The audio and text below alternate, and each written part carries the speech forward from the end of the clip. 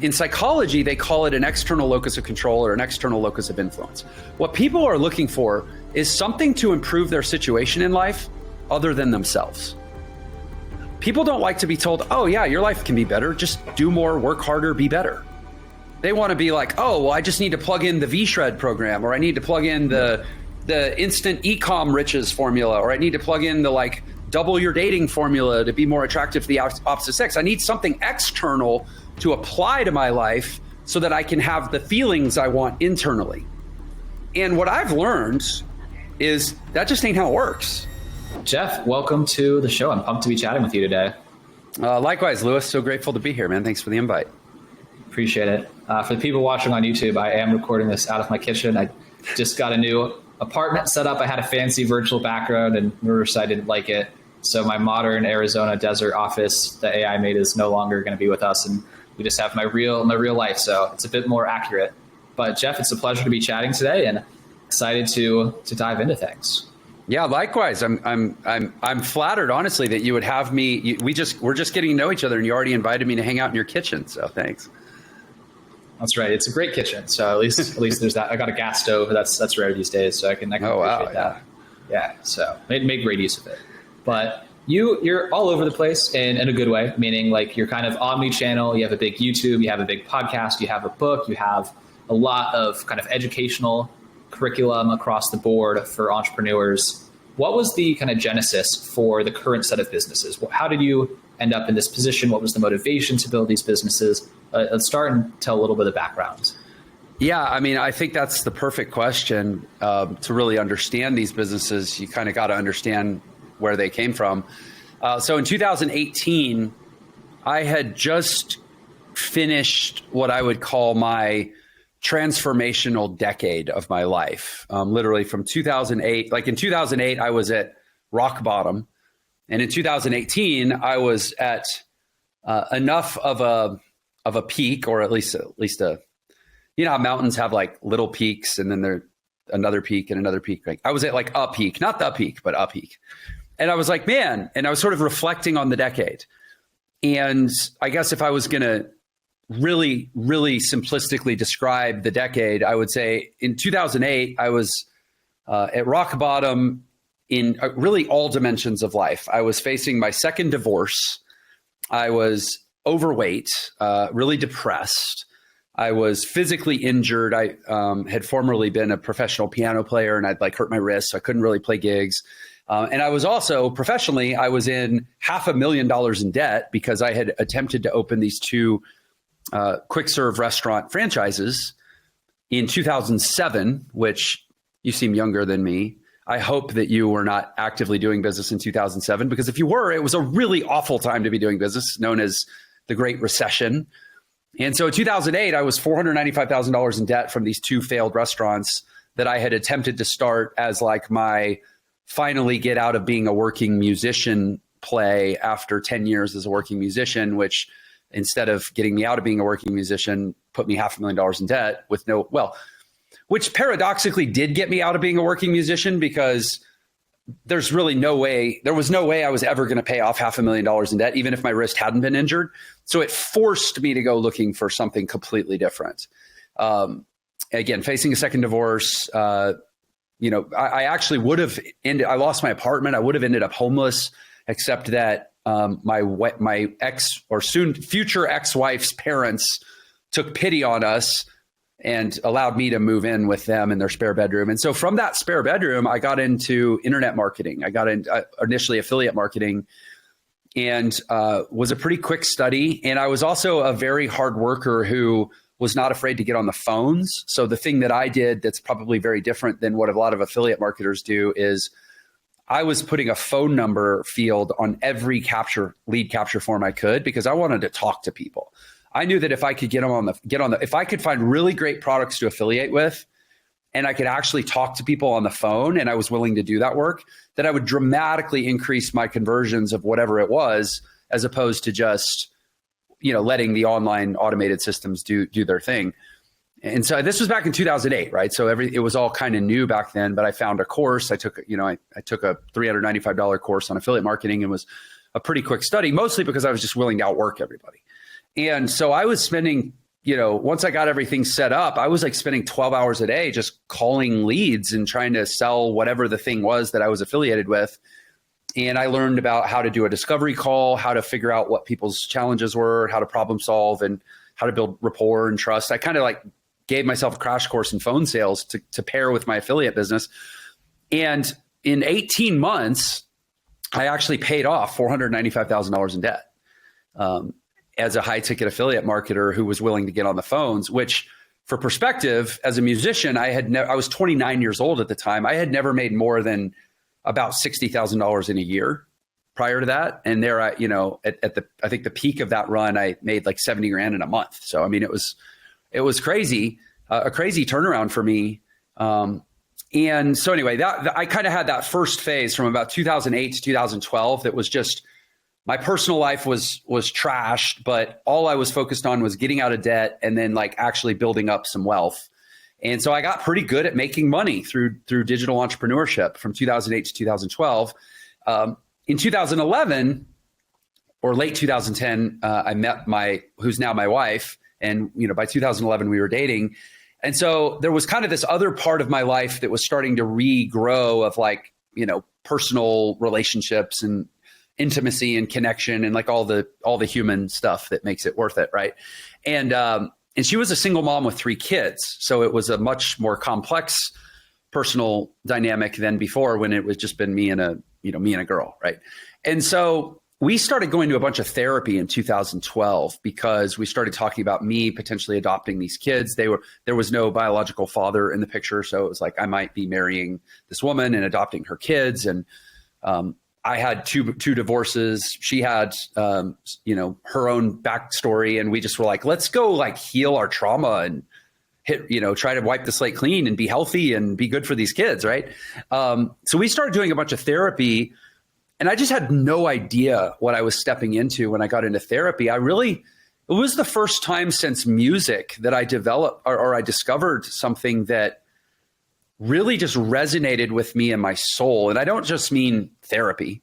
I mean the idea of human transformation, that there are actually mechanisms in the mind that can be accessed and rewired to make different things possible for our lives.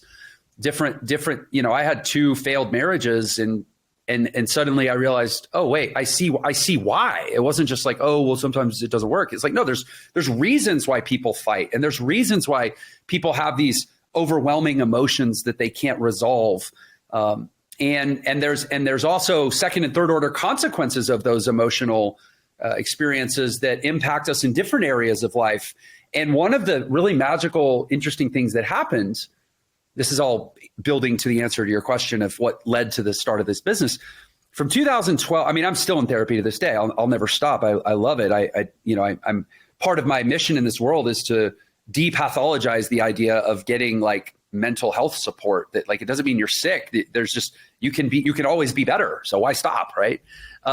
But really from 2012 to 2018, I had this very rigorous therapeutic journey, and I got like academically very passionate about it, where I was really basically giving myself a master's degree in psychology just on my own time. Everything the therapist gave me, I wanted to know, well, what theory does that originate from? Who created the theory? How did they create the theory? What research was the theory based on? Let me get the book and read it for myself. And I assembled sort of my own, psychologically grounded methodology for transformation that I used myself as a guinea pig for.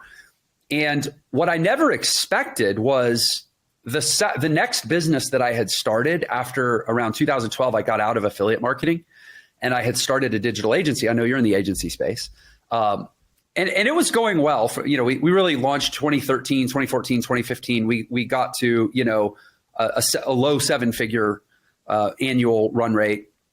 And what I never imagined was the more therapy I did and the more soft skills and healing and human development and transformation that I invested in, the more it started showing up as better and better results in my business.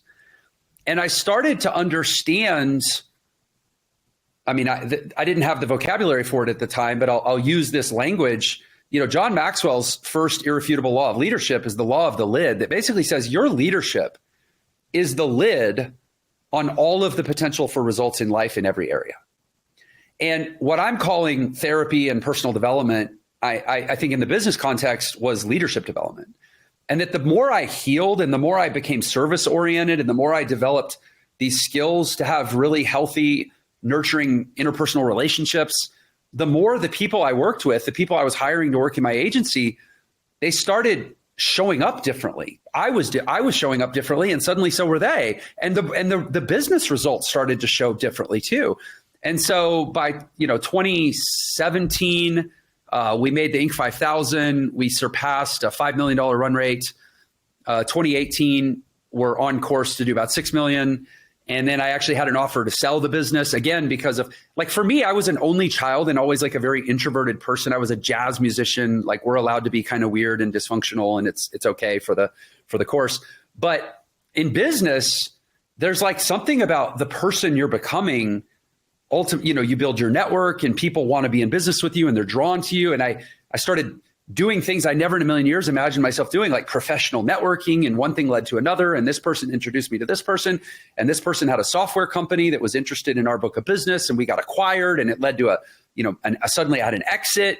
And I was like, man, working on myself really paid off, literally. And so that's the context. And then I should add that in 2016, my wife's mother got diagnosed with stage 4 pancreatic cancer and ended up moving into our house. And that was a really profound and relevant experience, because my wife and I were her caretakers for the last 8 months of her life until she passed. And we were really, really gut punched with how awful it is when the human body breaks down. And we got we went from very unhealthy to really obsessed with taking better care of ourselves pretty quickly because of that experience. And so from 2016 to 2018, I went from basically worst shape of my life to best shape of my life. And so this all kind of comes to a head in 2018, where I said, okay, over the last 10 years, I had this massive professional turnaround because I learned the right entrepreneurial skills. I had a massive personal turnaround. I went on to adopt the 3 kids, and in 2016, we added a 4th kid ourselves biologically. And so I had a massive personal turnaround. And then as a result of the personal turnaround, I unlocked a whole other level of professional results that led to an exit that I'd never even been expecting.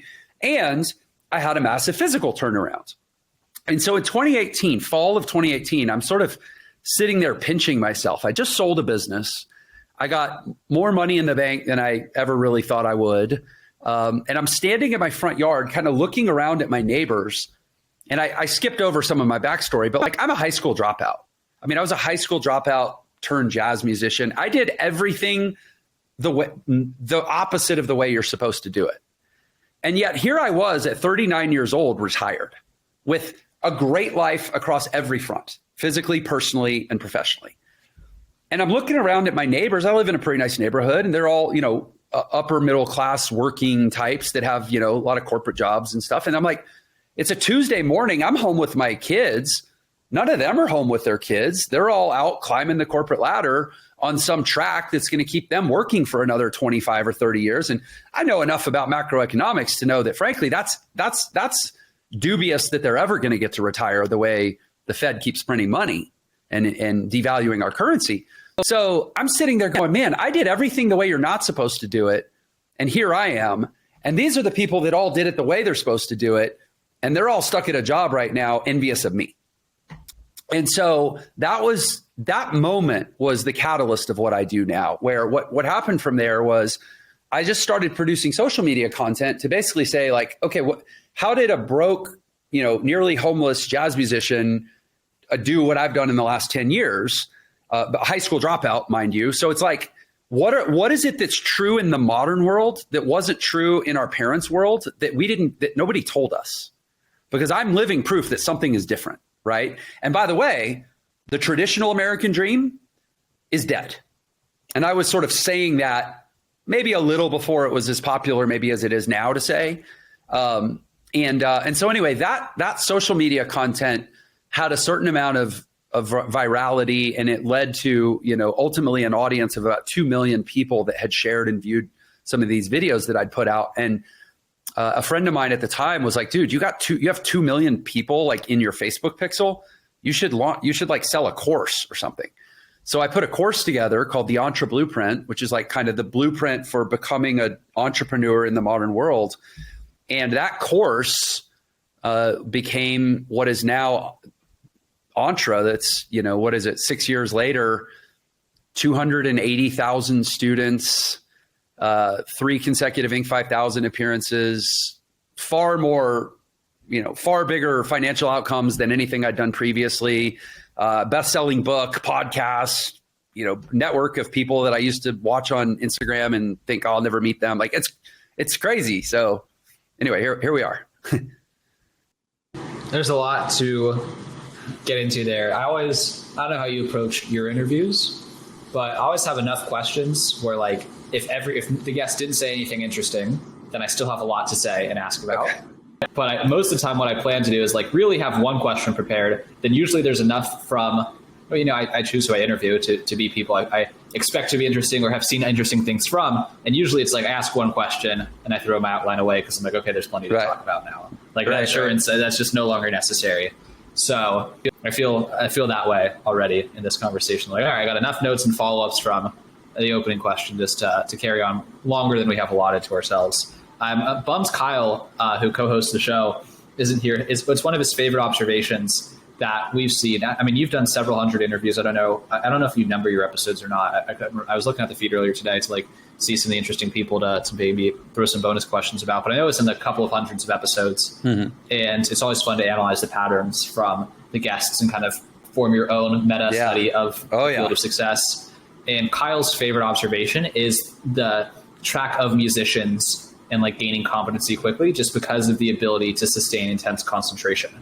So that was kind of from the early thing that you said. It's just a lot of musicians almost don't realize it as a hidden superpower because it's just second nature to them.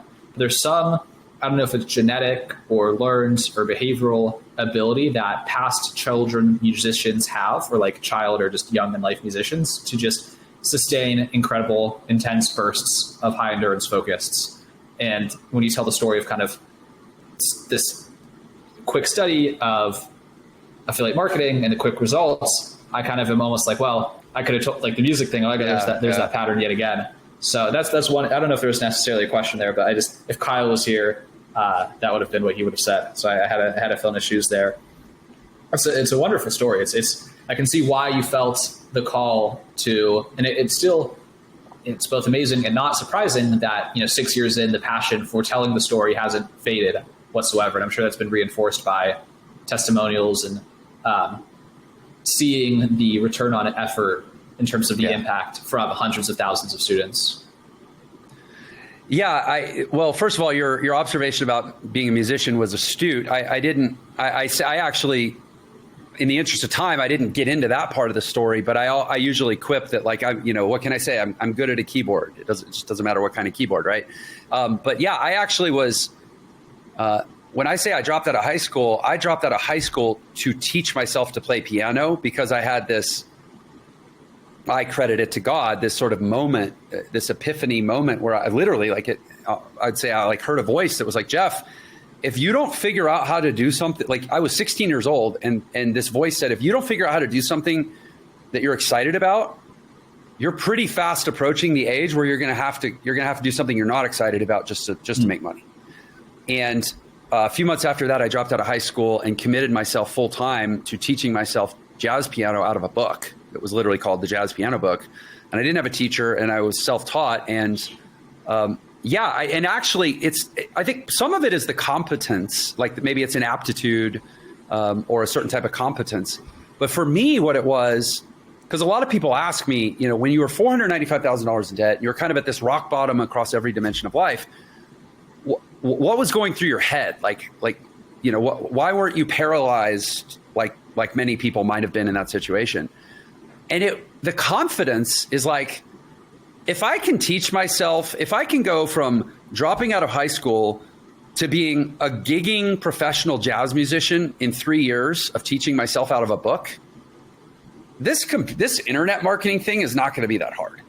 Like there's just a confidence when you know you can sit down, and to your point, it is about sustained intensity. It's not like I'm not a genius. I just know how to work hard at something for 12 hours and not distract myself 18 different ways like most people do. I'll just do the thing, you know, and in music, we call it wood shedding. You just go out in the wood shed and you shed wood until it's time to stop shedding wood. And then you come out of the shed and you can distract yourself with musicians are notorious for being hedonists and degenerates. But when you're in the shed, you're there to do one thing. And that's what if I stand for anything to people, it's that you can do anything if you can just develop the ability to just do one thing and stick with it. So anyway, your observation, I think there was keen. And I've often noted, and in fact, through my interviews, I could rattle off a list of names of people that I'm like, you're a musician. That makes sense. Like kind of the same thing you said. But the other thing I'll say that I think is contextual, really important to understand what I do now and how I do it is, you know, I mentioned how the personal development unlocked whole new levels of professional development. And then the physical piece, you know, getting in a lot better shape, I think unlocked the confidence to go out to the world and do what I did, which was start putting myself out there and creating content and, you know, take all the arrows that come with that. I mean, you get a lot of haters tearing you down. I'm not the handsomest guy in the world, and people like to tell me how ugly my face is and like whatever. I grew up with a genetic disorder, so I have some trauma around and bullying trauma around looking different. And so, so the way we teach entrepreneurship at ENTRE, and we're not overtly an entrepreneurial platform. It's really what we call a life design platform that you can design any life you want. But that convergence of the physical, the personal, and the professional, what we call the 3 Ps, I think is so important. And the reason I say it's so important is because, again, I've had 280,000 students. I know what people are looking for. And so often in psychology, they call it an external locus of control or an external locus of influence. What people are looking for is something to improve their situation in life other than themselves. People don't like to be told, oh yeah, your life can be better. Just do more, work harder, be better. They want to be like, oh, well, I just need to plug in the V-Shred program, or I need to plug in the instant e-com riches formula, or I need to plug in the like double your dating formula to be more attractive to the opposite sex. I need something external to apply to my life so that I can have the feelings I want internally. And what I've learned is that just ain't how it works. And so I think the thing that we're really not just different in, but like it's our reason for being, is that we're the stand for you can have any professional or personal or physical result in your life within reason that's like genetically possible for you. But it all has to happen in here. And the internet marketing or internet business landscape is pretty close to one giant scam. When you define scam, the way I define scam, as anything that offers you change without you having to change. So that's what really got me fired up in 2018 to do what I'm doing. It wasn't so much like, let me tell the world how I did some stuff. It was more, let me be a contrarian voice in a world where everybody's looking for an external solution and all the marketers are peddling external solutions. And let me be the one person that'll tell it like it is and say, no. If you want it to change, you got to change. Let's do that work. And that's what ENTRE does. How do you get people to buy into the unsexy message? I tell them that I paid off $495,000 in debt in 18 months and that I've generated over $200 million online. And they go, oh, yeah, I want to know how to do that. And then when they get to me, I tell them the truth about it. Yeah. Just the appeal of the story. Yeah. And let me be clear. You don't have to sensationalize because there's some credibility. Yeah. You heard the cynicism in my voice when I answered that question. I hate it. Exactly. I despise the reality of the world that people will click when you talk about money because they want money. But it's because they're just not ready to be shown yet. They're not ready to look in that mirror. So you build some trust. I'm brutally honest. I mean, somebody goes through my stuff. They're like, wow, this guy's telling it like it is. But the reality is they wouldn't even be there listening if I hadn't, showed up in a Porsche on an ad. And that's annoying, but that says more about the world than it does about me. I know who I am.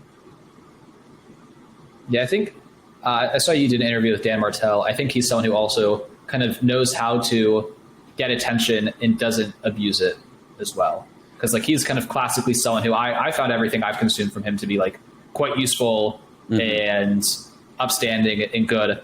And he's got a very flashy social media presence, but it's like, I mean, just because you have good things to teach and you're going to tell it how it is doesn't kind of free you of the need to be a marketer to some extent. Yeah, and I've made peace. I've made peace with that. I resisted and resented for a long time. I was like, we should live in a meritocracy of ideas where people actually listen before they judge. But that's that holding fast to non-widely held viewpoints is a great way to go broke. So, I think so. You mentioned now twice the relationship between personal growth and business growth. What specifically, whether it's like a set of beliefs or like, what does that actually look like, or what did it look like at the beginning? Like, what was it that you had to unlearn or relearn or modify to reach those next levels? I don't know if it's specific, baggage you were coming in with that you had to discard, or if it's kind of also something that you see more broad patterns about. But I think about, okay, I'm a business owner, things are going well, but there's a limit to what I'm doing because of beliefs I have. That's just a truism. Otherwise, I wouldn't be at this stage to be at the next stage. Right. What are some of those common patterns you see? I don't know if it's at the beginner stage or in the intermediate stage or from your own story. Really, any of those would be interesting. Yeah, really, really appreciate that question. Yeah, I mean, and I think it's very much dependent. I mean, people are at different places in their journey, right?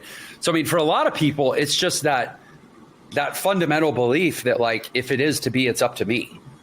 A lot of people, just that idea of like, you're trying to create a different internal experience, but you keep buying gimmicky external solutions. And there's a dissonance there. And until you're willing to do the internal work, you're probably not going to get where you want to go. Just that by itself can be a shocking revelation for some people that it takes them 10 years to quit resisting, right? Because a lot of people are afraid of what's inside. They're like, if I'm going to do the work on myself, I'm going to have to unpack trauma. I'm going to have to look at painful experiences.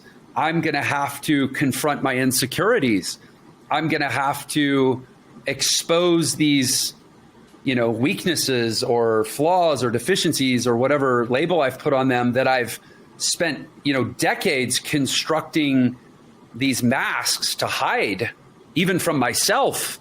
And the reality is, I mean, this is what I've experienced in business, is that like all business is people business. Like at the end of the day, business is about creating enough perceived value that somebody wants to continually transact for you, and they're happy to do it. It's not because you duped them or you used some, Dan Kennedy magic copywriting formula to get them to do a thing that a week later they're going to wish they hadn't done. That's not good business. Good business is when people are so stoked that they paid you money and they can't wait to do it again because of all the value they're getting, right? And that's just relationships.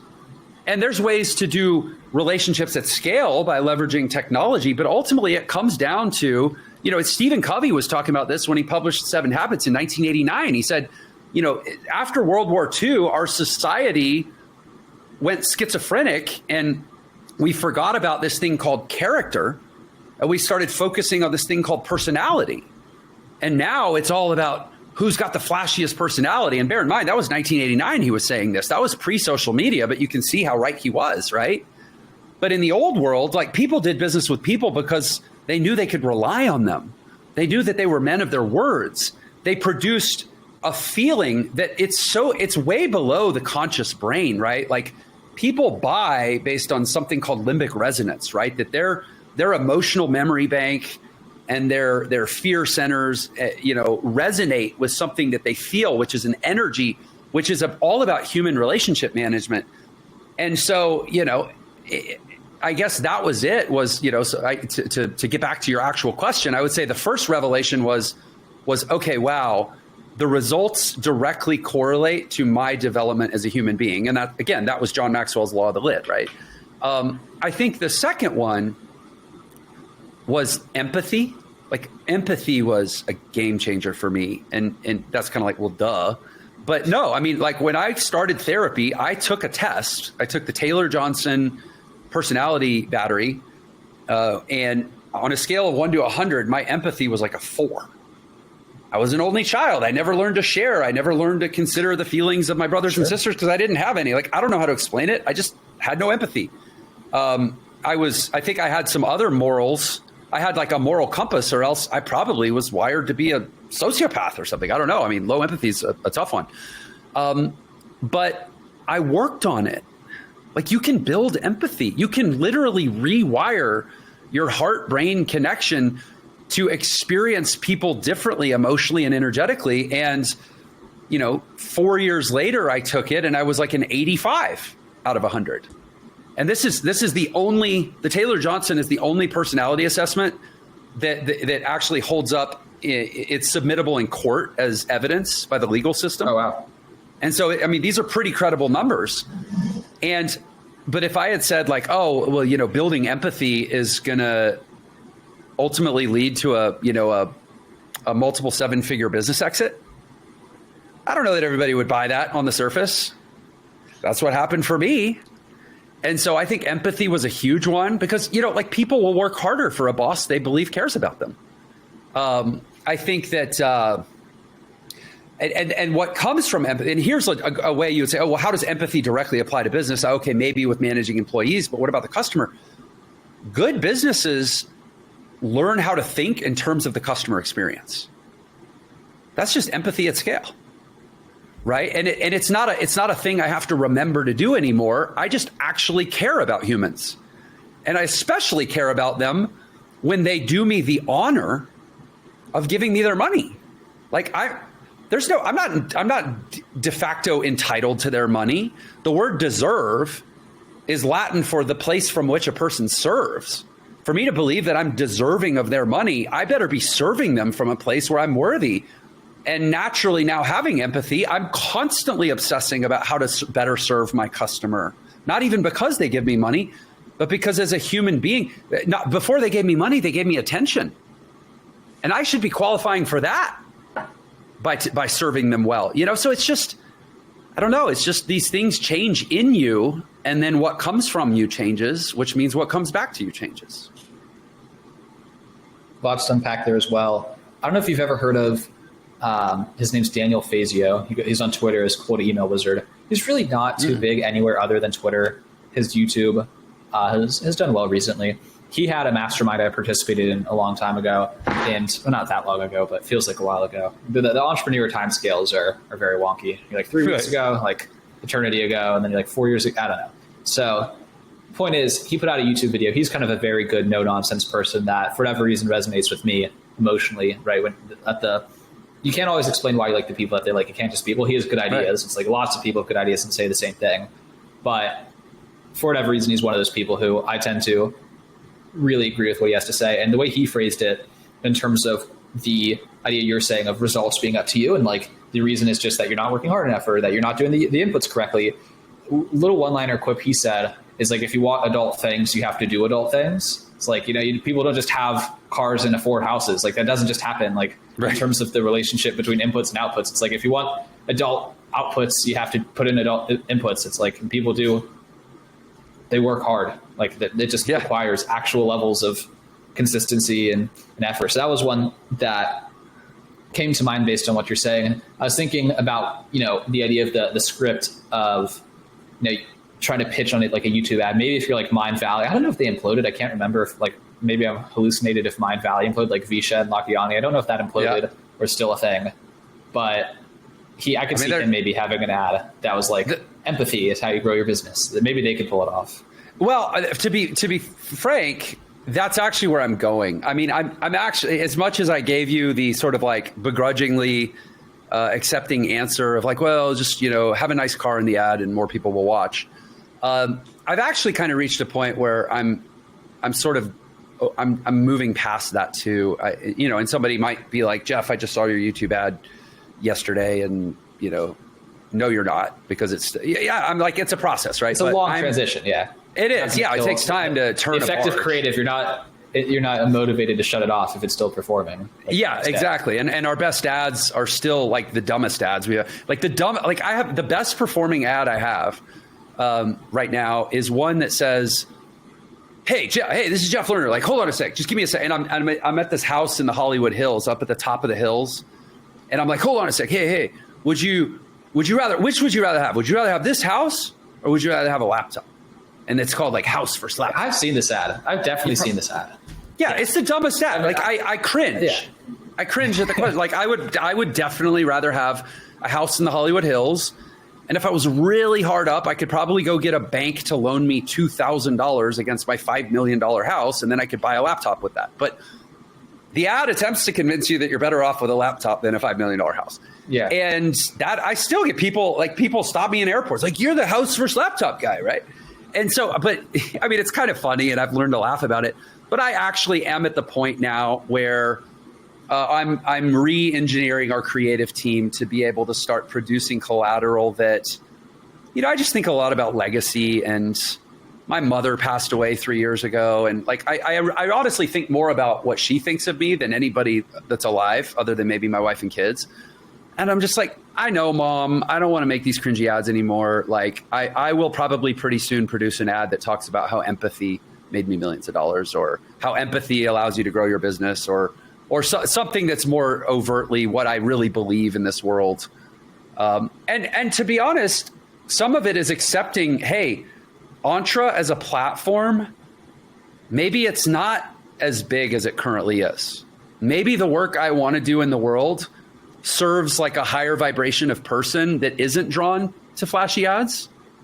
And that's okay. I'm not really doing it for the money anyways. And I'm not doing it for the ego of talking about how big my team is. Like, I love my team. I hate letting people go. But like, if at its big, at its biggest, ENTRE had 180 person headcount. If the future version of ENTRE is a 30 person company, because that allows us to only deliver the messaging that I truly align with, I'm an entrepreneur. That's my choice. That's why we do this, is so that we can be the change we want to see in the world, right? Absolutely. In terms of your own come up and your kind of self-education journey, what were some of the resources or people or books? Because it seems like you kind of chose well and stumbled into some great resources. Maybe stumbled's not the right word. Maybe you researched a lot of resources and chose well. What were some kind of foundational, whether there were courses or things that just really helped you like get on game, if you will, in terms of installing the right, not just uninstalling bad stuff, because I feel like that's more, you find a good therapist who's like has good intentions, they're going to help you with personal things, but more so in terms of like tactical life, productive beliefs for entrepreneurs. Yeah. What were some of those important mentors? I want to answer that. I actually want to I want to add on to my answer to the previous question or maybe it was the one before that, where you talked about sort of like specific, like inflection point breakthroughs where the personal work corresponded to the professional outcome.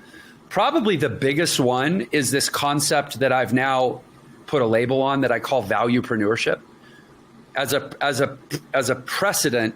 Not a precedent, a precedent. That which precedes is what I'm trying to say, actual business. So the way we teach it now is, it's like, and this kind of goes to the internal external thing, is like people are looking for, let's just put it in terms of money. People are looking for what's the right opportunity? What's the right business model? Or what's the right MLM to join, or the right funnel to build, or the right this external thing, right? And so bringing it internal, it's one thing to say, oh, well, like, build character and become a better person. But in entrepreneurial, tactics and strategy, what I would say is what you then do with that is you start what I call valuepreneurship, which comes before overt entrepreneurship, which is basically putting out valuable, uplifting content to the world in a way that starts to build an audience that doesn't have anything to do with what business you're in. Because then when you do decide to launch a business, you're going to have a warmed up base of prospects or potential people to talk to, and you're going to have the social proof and the credibility that when people do decide to check out your business, they're going to find you And they're going to see that before you were ever trying to grow a business, you were committed to providing uplifting, positive value in the world. And that's probably the biggest thing that I've done right. I don't have the biggest social media presence in the world, but I started my social content crusade a year before ENTRE ever sold a course. And so when people go look up ENTRE, they don't find ENTRE, they find Jeff. And when they find Jeff, they go, man, this guy has been really sincerely trying to help people with free content for 6 years now. He's got 1,100 YouTube videos. He's clearly, even if he's in it for the money, he's at least willing to do some stuff that isn't about the money. And so that's how it materially shows up in the practice of entrepreneurship, beyond just say, oh, like work on yourself, right? Actually work on yourself and then pay it out to the world, the work that you're doing and the stuff that you're learning and the growth that you're having. And again, with empathy, put it in the context of how do I serve other people, not just how do I talk about myself, right? Okay, so anyway, I wanted to tack that answer on to the previous question. But as far as like, inflection learnings, let's say, things that I learned that made a material difference in my life, there's all the mindset, there's like the traditional entrepreneurial mindset stuff that we're all familiar with. But I think getting more even tactical than that, I will say I was already pretty well optimized as far as time management when I read it. But since you mentioned my friend Dan Martell, I will plug his book, Buy Back Your Time. Extremely tactical in terms of time management and productivity. Great book. Gary Vaynerchuk's, what's it called? Jab, jab, jab, jab, jab, right hook. Was a big one for me to understand how you sort of build positive relationships online at scale over time. Rich Dad, Poor Dad was huge for me to just install that basic foundational understanding of money that at the time I was more applying to personal finance, but I use it all the time in business, just how I think about money in a way that's non-consumer, non-retail, non-average. Gosh, what else? I kind of took a stab at Dan Kennedy earlier, but pretty much anything Dan Kennedy ever wrote, if you want to write words that sell stuff. I've read a lot of copywriting stuff. Like as much as I now have this, you could say I have the luxury to be a little bit like elitist about copywriting and like, oh, I don't want to just write words to sell stuff. I'm better than that. But the reality is like, that's easy to say when you have money, right? I learned how to sell a lot of stuff with words, and that was by like consuming everything I could get my hands on by Eugene Schwartz, Gary Halbert, Dan Kennedy. I think that the Secrets trilogy by Russell Brunson, he doesn't need anybody else stumping for him, but honestly, the .com, expert secrets books are phenomenal. Alex Hormozy's $100 million leads and $100 million offers books are phenomenal. But I just think it's so important. Here's what I will say. I learned a lot from all those books. I learned literally 100 times more from getting my ass kicked trying to apply what was in those books and applying it over and over and over again across years and years of time. And so I think if we're going to have the books conversation, we got to have the application conversation too, That's right. I love what you said about the kind of valuepreneur, the audience first approach. That's been a lot of my path towards entrepreneurship was, and kind of a lot of the prescriptive advice I give is like, you can't just decide to start. You can just decide to start a business, but it's better to have a specific problem that like, you're solving, and problem's kind of the key word there, than just otherwise like go do useful things and make some money until that like problem comes into focus. Because otherwise you can't just like force another drop shipping company or force another XYZ into the world and expect anything crazy to happen, versus like go get real skills, go like be a copywriter for a real product at some other place. And then likewise build your own knowledge, distribution, etc. through, value first content. And what both Dan Martell says, and someone who I'm also a big fan of, Dickie Bush, and he's been on our show a couple of times, is just making content for a past version of yourself. I think is one of the most practical pieces of advice you can give. Yeah. Because I have a friend who he's been putting out content for a long time, and I feel like it just still hasn't been resonating with, like, it just hasn't grown for him. And I think he's just trying to speak to, his audience isn't finding him credible. Yeah. And I think that's just what you can be credible about is like, I really wish that 2 years ago I knew this. I really wish that 6 months ago I knew this. It's like, okay, that's just a fact. Like you can't tell that story dishonestly. And that's another piece of advice. Like when Dan Martell talks about producing content, it's just like, dude, what did you need to know a year ago? We talk about that. Yeah. Yeah. I love that idea. And I think that one of the biggest things that I've experienced, and again, and this goes right with what you're saying. And again, some people may say, well, that's great. You have the luxury to have that experience, is that the more I focus on viewing business as just a set of tactics for strategically making a positive impact at a bigger scale than I could as just a man alone. Like that's all entrepreneurship is for me at this point, is it's this theory on how to have a positive impact at scale far bigger than I could just by walking around trying to be a good person. And the more I focus on that, as opposed to making money, like the more value I create, and I might differentiate from the more money I make, but the more value, when I say the more value I create, I'm talking enterprise value. I'm talking money that I can borrow money against, money that I can factor credit card receivables, money. It's not like about just how much income am I taking out of the business, but like how, what could I exit for someday if I so chose, right? Like you create value by the amount of good you do times the amount of people you do it for. And, I get, and this is why I'm so obsessively about personal growth, and not just personal growth in from a theory or philosophical, but actually biohacking and neurohacking and learning how to self-regulate and learning how to get a handle on our emotions and our chemistry and even our physiology, because fear is evil.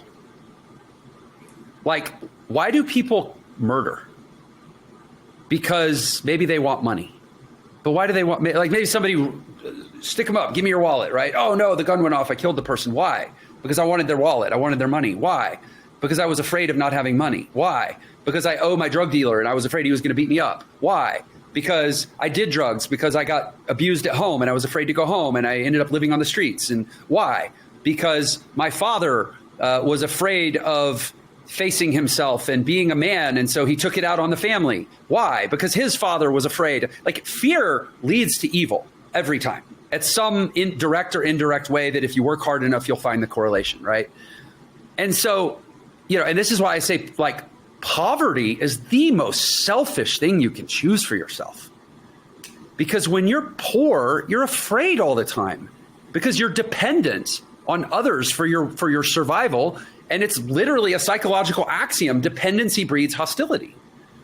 And so the reason I say all this is when I say people are like, oh, well, you have the luxury to focus on business as a mechanism for doing good at scale rather than just making money because you have money and you're not desperate. It's like, yeah, exactly. Exactly. So what? So we're supposed to wait for a world in which nobody feels a sense of lack before anybody's expected to be decent?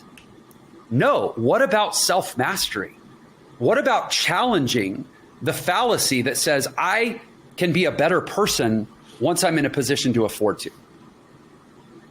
What about saying, even though I currently am experiencing a gap in my life that I would love to fill with something that I desire, I am still going to be a man of absolute character and absolute conviction in my values and absolute service and absolute integrity. And what I would proffer up to the world, although this should not be the reason for liking what I just suggested, you'll actually make more money if you do it. Because the people that you really want to attract, they can feel the difference. They can feel why you're doing it.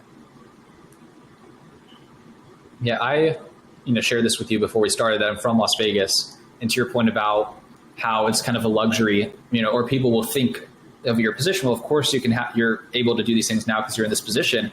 In terms of how important it is to society, that people reach that point. So specifically in Las Vegas, I'm often like, even being from there my whole life, like in awe at like the beauty of some of the casinos and how they came about in terms of like the extravagance and the kind of characters to have built the things that were so ambitious at the time they were built in terms of the level of opulence and like grandness. And it's like, you don't like, the Wynn and the Venetian and just how incredible the vision were for some of these projects. And it's like, you don't have that unless you have these, again, whether or not it's important that they're men isn't important to me, but you have these visionary men who did reach a certain level of comfort and wealth, who were then able to reach a level of self-realization to build something as ambitious as Sheldon Adelson and Steve Wynn did with those projects. Right. It's like it's not a bad thing that people reach this point where then they can take on projects that no one else would be able to take on, because it just requires people reaching that point, because the government's not going to build the Wynn resorts or whatever. I totally agree. Yeah. I totally agree, and there's actually really interesting research on this. If you look up the Kahneman-Deaton study out of Princeton that correlates money to happiness, that often gets cited actually inversely to what its ultimate conclusion was. They say money doesn't buy happiness above $100,000 a year. That's not surprising. But that's not true. Angus Deaton and Daniel Kahneman produced a study in 2009, I want to say, and supposedly that's what it concluded. But that's not what it concluded. What it concluded was that money no longer has an impact on our emotional state day to day beyond $100,000. And what that's saying is once you surpass, and at the time it was 70,000, but now it's inflation adjusted for 100. I think it was 2002 actually. But anyway, because I'm like, wait, we haven't inflated quite that much since 2009. But anyways, what the actual conclusion of the study was beyond this number, you're not really that worried about paying your bills. So it's not like you're going to get depressed over money. And there's something called the Life Satisfaction Index, or Cantrell's Ladder, as it's known. And there, the correlation is direct, absolute, and unending. The more money you have, the more satisfied you get with your life. And it goes all the way into the billions. It doesn't change. So yes, there is an absolute truth to what you said. But I would also offer up, we have this, I think, where does other than the obvious answer of like, well, that's how the amygdala works and we feel fear and then we let our left brain hyperfixates on whatever it would take to alleviate that fear. And that's just like a biological, survival mechanism. So that's one part of the explanation. But applied over the course of a population or a society, where does this fallacy come from? That's like, I can't be selfless until I meet all my own needs first. It comes from Maslow, the hierarchy, the hierarchy of needs. That's like the most famous needs theory, right? Physiology, safety, belonging, esteem, self-actualization.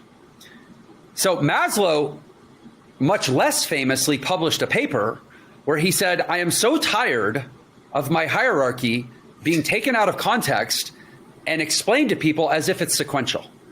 That in order to unlock this need, you first have to deal with this need. But first you have to deal with this need, as if to say, you can't self-actualize until you have all the other four taken care of. Maslow's like, I did not say that. But human beings, they like to make things linear. They like to make things reductive. And they like to frame things in a way that lets them off the hook. And so they ruined my theory. And Maslow said it himself. He's like, you can, like a homeless person under a bridge can self-actualize. A homeless person under a bridge can do things to hold themselves in high self-regard and develop both self and other esteem. A homeless person under a bridge is capable of pure, unadulterated love and intimate connection. Like, it's not sequential. And we lie to ourselves by thinking that it is. I guess that's my final thoughts and maybe some sort of a prelude into the wacky world of Jeff Lerner. Speaking of the wacky world of Jeff Lerner, there's a lot of entry points to it, kind of depending on where people most prefer to consume their content. Obviously, if they're listening to this, they're a podcast listener, they're a YouTube user, one of the two. You're big on both of those places. Who should be checking you out? What are they going to learn? Where should they be going? I really appreciate, if somebody's, to reference our earlier comment, if somebody's one who both buys books and reads them, actually, no, we talked about books earlier. I was on a podcast earlier today where the guy actually got into the data of how many people buy books versus how many people actually read all the way through. At this point, they're completely separate activities. Buying books and reading books, right? They're separate activities, separate hobbies. It's so true. disconnect. Well, if somebody's an actual book consumer, I would love it if they got mine, because I think that's, I mean, for obvious reasons, it's a book. That's the most kind of the richest, most thorough place to start. But short of that, I would say my YouTube channel, I've got, hundreds, if not thousands of hours of content there that is my gift to the world. And it's my best attempt to give away, everything I've learned on the journey to being a little less damaged and depressed than I used to be. So, well, Jeff, I really appreciate your time today. Glad we could connect. And I'm definitely going to be adding you in all the places and consuming more than I did in research just to continue to learn from you. So I appreciate it. Hey, thanks so much, man. This has been a lot of fun.